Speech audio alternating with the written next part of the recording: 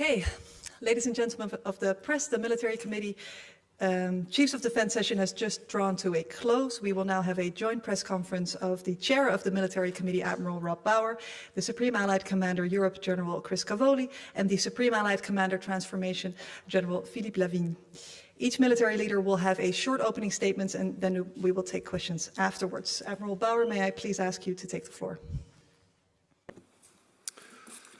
Ladies and gentlemen, good afternoon, and thank you for attending this press conference. Today we held a historic meeting of the NATO Military Committee.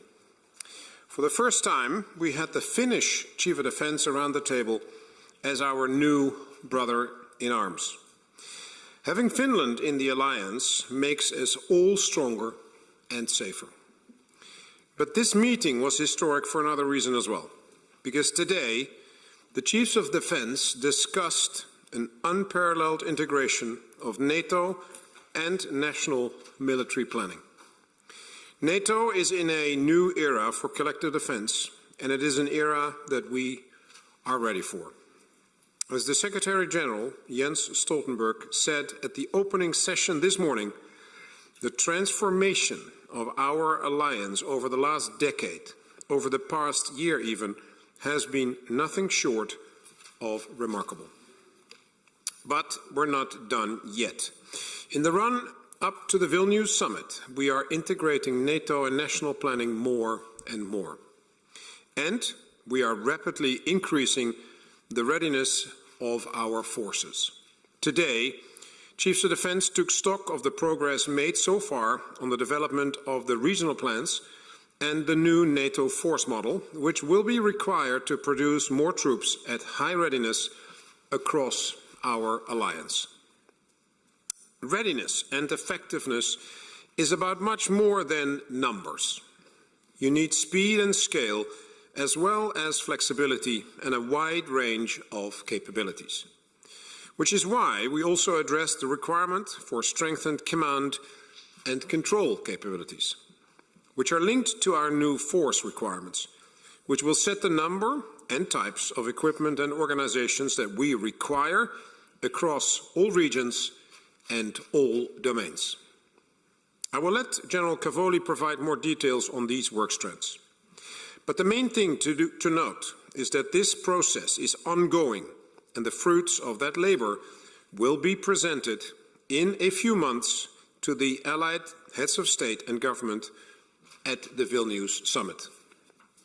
All our efforts are focused on making sure that the alliance's political will is matched with military capabilities, which is more important than ever.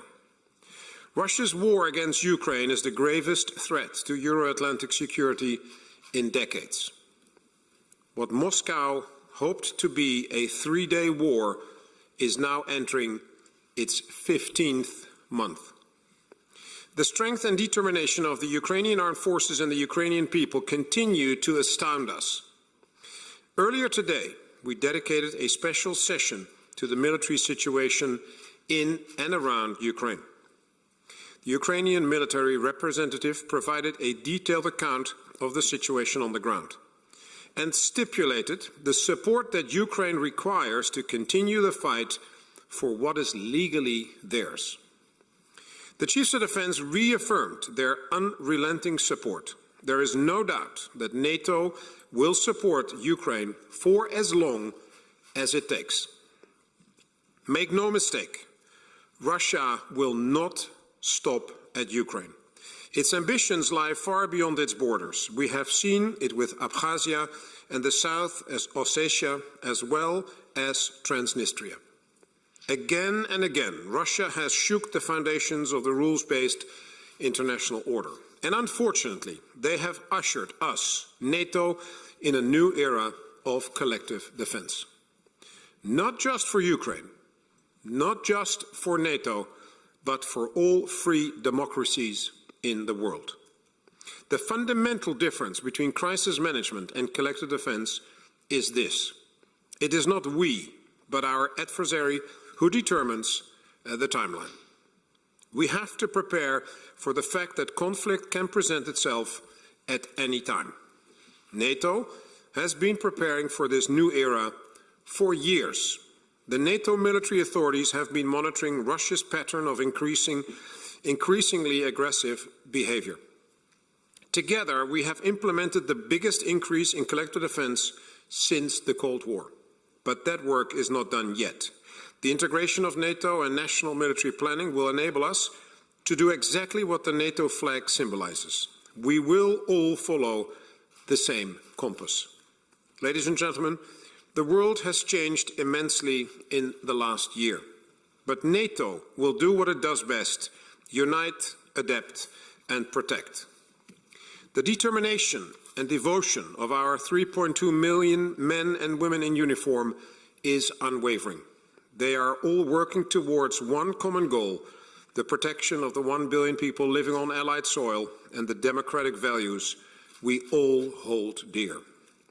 Together, they send an unmistakable message to any potential aggressor and embody an important truth: that we are much stronger together than we are alone. Thank you. Hello, good afternoon, everybody. I'm pleased to have the opportunity to speak with you today. Maybe I could just give you a quick update on the implementation of the deterrence and defense of the Euro-Atlantic area concept, strategic concept that we call DDA. As I stated in this forum back in January, the DDA family of plans is really the how of how the alliance will operate in peace, crisis, and war to provide for our collective defense. The plans that come out of DDA, the strategic plans as well as the regional plans, these will drive our structure, our operations, our activities, and importantly, as the chairman pointed out, our investments into the future. And this will include changes in our command and control structures. The community inside Allied Command Operations has worked diligently over the past several months to develop sound, objective, defensive plans, and I can proudly say that we are on track. We are rapidly increasing the readiness and enablement of our forces, and we're making sure that they are ready to face current as well as future threats, and my colleague General Lavigne will talk about the future in a moment. Our regional plans are geographically oriented plans to defend specific parts of NATO territory. They blend national defense plans of our frontline nations into NATO plans, and this optimizes NATO's ability to move forces to the right time, to the right place at the right time. This change will move us from an alliance that was optimized for out-of-area contingency operations to an alliance fit for the purpose of large-scale operations to defend every inch of the alliance's territory, and this is necessitated by the new realities we face. Our strongest and most enduring advantage, however, will continue to be the unmatched unity of this alliance. The DDA strategy is a powerful demonstration of this cohesion, and it's designed to ensure our alliance remains strong, our citizens safe, and our values secure. Thank you very much. I look forward to your questions. So, ladies and gentlemen of the press, good afternoon. I'm glad of this chance to answer your questions, but I want to start with a few words about where we are and where we need to go. And we are fostering the transformation of our military instrument of power to prepare us for future challenges at the same time as we face the challenges of today. Today we are ready to support Ukraine for as long as it takes to defend its sovereignty and territorial integrity, and at the same time we need to prepare for the future security environment. This environment is what I called the new reality. I describe this new reality with 3 words: more, faster, and everywhere. So by more, I mean more data, I mean more unmanned system, but also more hard power, more attrition. By faster, I mean computing power and soon quantum technology or hypersonic weapons that will require us to decide swiftly, leveraging our assets in space or cyberspace, but also raising our connective superiority. And by everywhere, I mean that these challenges are boundless across domains and theaters. Simultaneity is already a prominent aspect of the war in Ukraine. We know this characteristic will only increase and expand in the future. So, NATO must keep its edge today. SACEUR talked about it. NATO must ensure it can deter and be ready to defend every inch of Allied territory. But also, we have to ensure that we understand and are prepared for what may come tomorrow. And we need to do both at the same time. So how? Central to this transformation effort is to develop a multi-domain enabled alliance with new capabilities that reinforce existing one. Hence, we need to implement our digital transformation. Hence, we need both quality and quantity with more unmanned system, highly efficient data-centric solution in order to link seamlessly sensor to shooters and sensor to decision makers. We also have to continue to embrace emerging and disruptive technology, and the initial operational capability of Diana is essential in this regard. We are developing even more experimentation, wargaming, modeling and simulation. We have to leverage partnerships, starting with the commercial sector, especially in the area of digitalization. And finally, we need to improve our agility and our ability to act incrementally. So thank you very much, Win, as a team, and I look forward to answering your question. Thank you very much. We will now take questions, and we will start with Politico. Thank you very much. I'm Lily from Politico. I have a question for both Admiral Bauer and for General Cavoli. The question is, given this new era of collective defense with the new regional plans and the new force model, what is your message to the allies, the majority of allies who still don't meet the 2% GDP target for defense investment? And do you think that it is feasible to implement the new plans in a situation, in a setting where not all allies meet the 2% target? Thank you.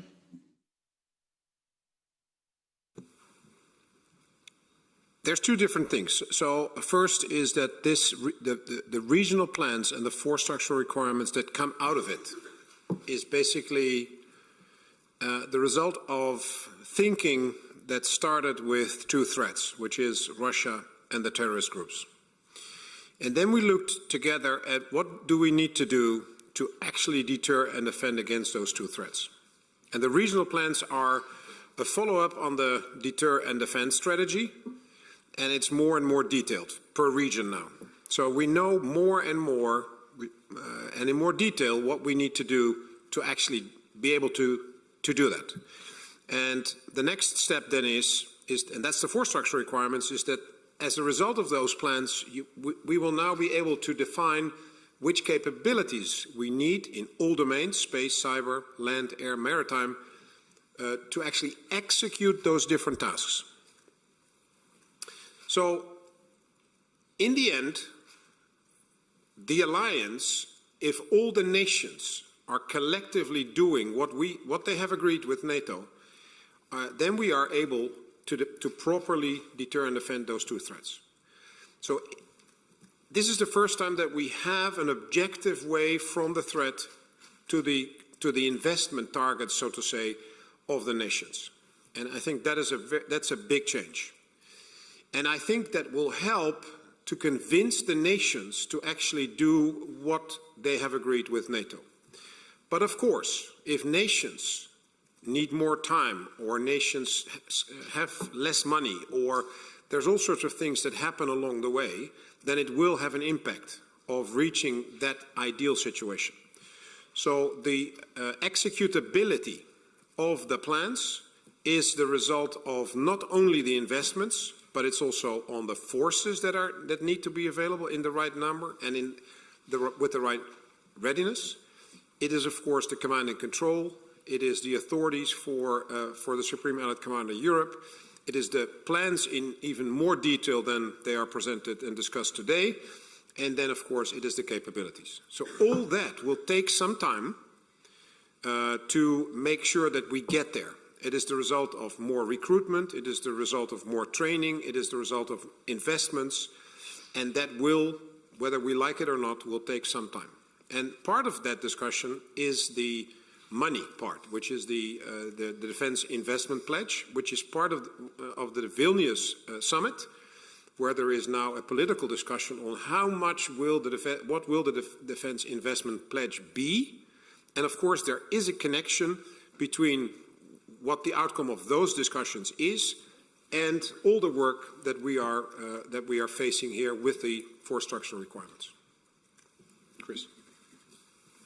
I had a very thorough answer constructed in my head, but the chairman, one by one, sentence by sentence, covered everything. The only thing I would add is that I would emphasize his point that this is the first time in more than 30 years that we have an objective plans-based statement of requirements. And that's a real advantage for all nations in the alliance. It will give focus to their national defense planning for collective defense purposes. So it is a very big advance. And if I may, I can just add that we are in charge to build this future planning process in order either to integrate all the elements coming from the operational parts, the DDA family of plan, but also the mid-term and long-term perspective, and we've got many imperatives to integrate. Over. Thank you. Next question for Wall Street Journal. Thank you very much. Dan Michaels with the Wall Street Journal. A question, I guess, for all of you. A significant portion of NATO's forward posture now depends on pre-positioning of equipment. And one of the things we've seen in Ukraine is the Ukrainians have been very effective at targeting Russian logistics and supplies. And I'm curious what kind of lessons you're drawing from the war, which obviously might be a very different situation than what NATO would face, but in your thinking about some of the logistics. And also on logistics, you're talking about a lot of things related to troops and equipment, but one of NATO's weaknesses that's been identified over recent years is the sort of atrophying of a lot of logistics within Europe, things like train cars to move tanks and heavy vehicles, and the lack of knowledge of infrastructure in the former Soviet bloc members, just because it was not necessary until recently. So I'm curious how that less obviously military element of your planning fits into all of this. Thank you. Start by saying that for the military, logistics and enablement is a very, very important part of the thinking. And as you rightfully said, I think over many decades we have neglected the larger scale logistics that is connected to collective defense, a larger scale conflict, because that conflict was not foreseen. And we were doing out of area operations that were having a significant logistic impact, but it was much more plannable than with a war that we now see, for example, in Ukraine. So this is also part of the discussion on making sure that we understand what we need, which is part of the 4 structural requirements, and then making sure that we start in a very planned way to move towards executability, because this will not be a light switch. This is not something that happened overnight.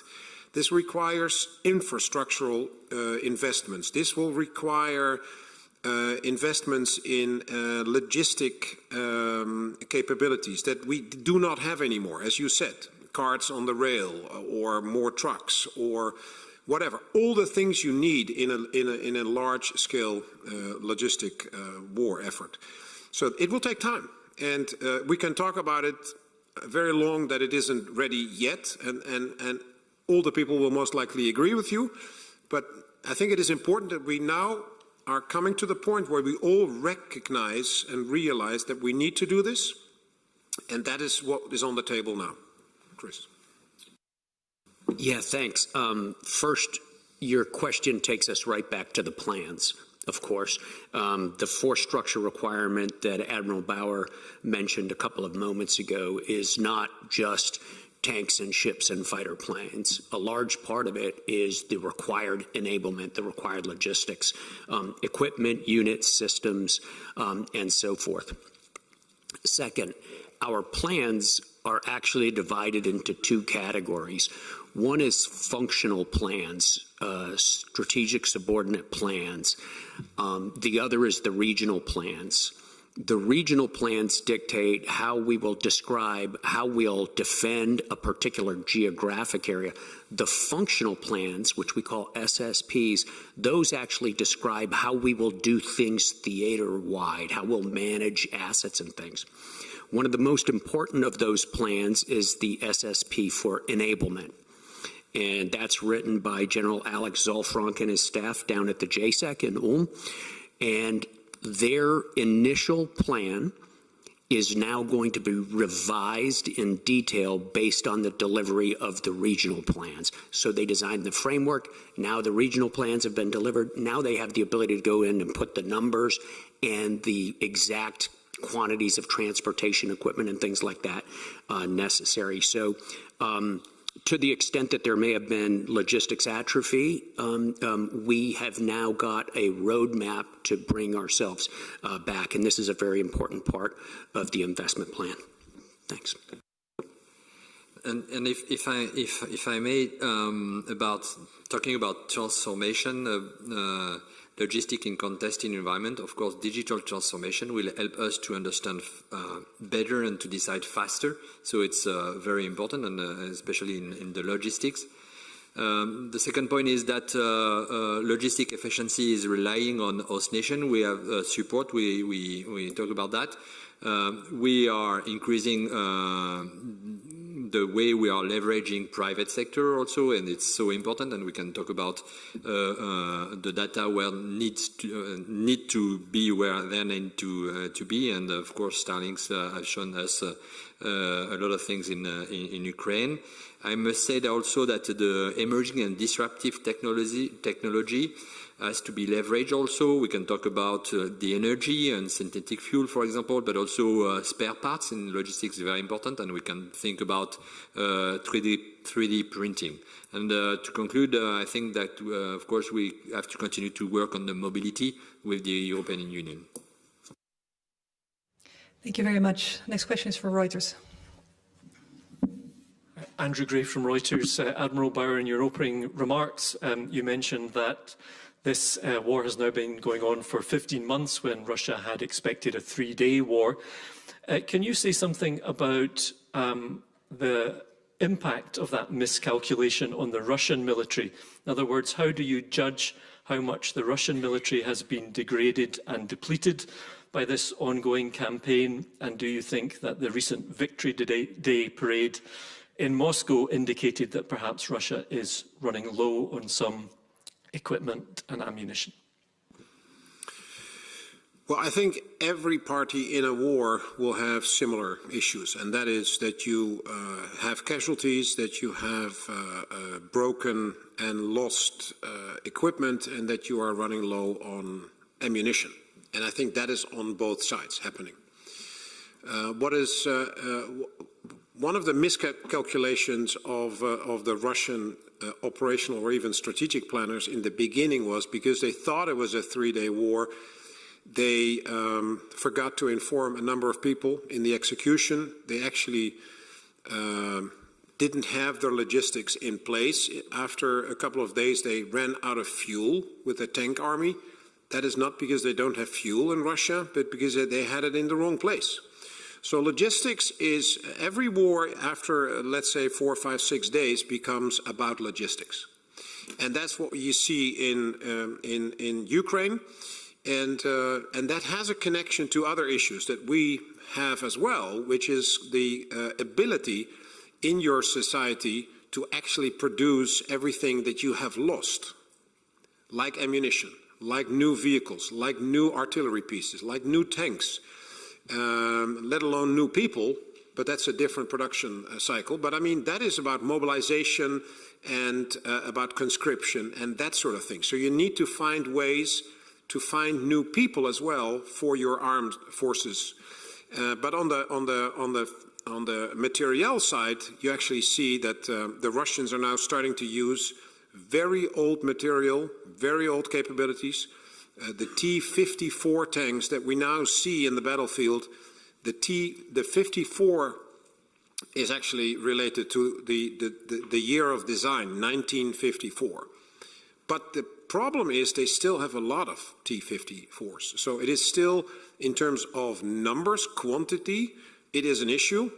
And I think that is what we will see now, is that the Russians will have to focus on quantity, larger number of conscripts and mobilized people, not well trained, older material, but large numbers, and not as precise and not as good as the newer ones, and that the Ukrainians focus on quality with Western weapon systems and Western training. That's the big difference in the coming months, I would say. I would add that the degradation of the Russian armed forces is very uneven. It's predominantly in the ground forces, of course, which is why most of Admiral Bauer's examples were probably from that. In other domains, the degradation has been much less noticeable. Very much. We have just a couple more minutes. I'm scanning the room. Yes, can you please state your outlet, please?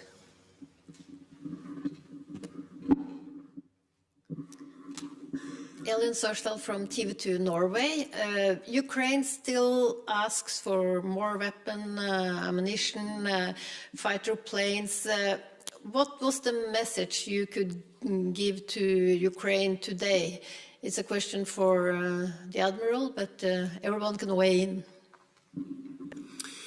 Well, actually, it wasn't discussed today, the exact amounts of things that Ukraine wants, because NATO is not the coordinating body when it comes to the requests from Ukraine and the offers of the nations, the 15 nations. That is happening in the Ukraine Defense Contact Group, organized through the United States in Europe.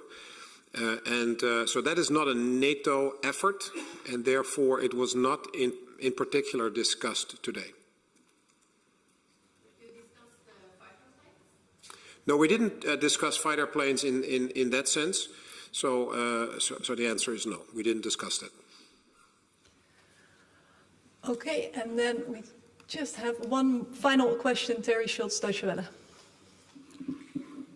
Thank you very much. With your top two priorities today and in the new planning being Russia and terrorism, it strikes me that you haven't even mentioned China today. And one of the threats may be that while NATO is completely focused on Russia and terrorism, on refilling its stockpiles, on sending everything it has to Ukraine, that China doesn't have to worry about any of these things. And of course, can sit back and build its arsenal without any drain on it like this. So how concerned are you that that perhaps you're focusing, I wouldn't say too much, but that you're not looking enough at what threats China may pose? And one of those threats is something that we never saw coming. For example, in Norway, where they're using electricity for a TikTok facility, that, you know, that's something certainly a sort of infrastructure a hurdle that wasn't foreseen. Well, as you know, NATO sees China not as a threat, but as a challenge. And the difference is, when we talk about these military plans, is that NATO is not working on military plans against China. We are working on military plans against Russia and the terrorist groups. That's where the plans are focusing on. That is where the force structure requirements are focusing on. That doesn't mean that there are allies in the alliance that also look at China and are planning on that as well. But that is not a collective effort based on the policy decisions that was taken by the leaders in Madrid. So that is the answer to your question. There's a lot of what ifs in your questions, and of course you can think of all sorts of concerns with regard to China, but in terms of military threat, we did not have that discussion today. If I may, just speaking about strategic competition, and I spoke about a little bit in my speech. So I think that the aim is to keep the edge, NATO edge in strategic competition. And the first thing is to understand better. So it's why we need this digital transformation, and we need to share more and more data among us and our partners. And I will offer you the opportunity to read our very new, very soon, non-classified version of our NATO warfighting captain concept. Thank you very much. Thank you all very much. I'm afraid that's all we have time for today. We will end this press conference with one final statement from Admiral Bauer. Yes, I thank you all for your presence here in the room and online. And as we said, this new era of collective defense is not just about physically protecting 1 billion citizens, but also about upholding the democratic values we all hold dear. The free and independent press plays a big role in that, and you have an immense responsibility in the global quest for truth. By combating disinformation, you increase the resilience of our citizens. Yesterday, a French AFP journalist was killed by rocket fire in Ukraine, while he was trying to tell the world of the plight of the Ukrainian soldiers. The price for truth can be immeasurably high. And I thank you for the work that you do. Thank you for challenging us. That is exactly how it should be. Until the next time.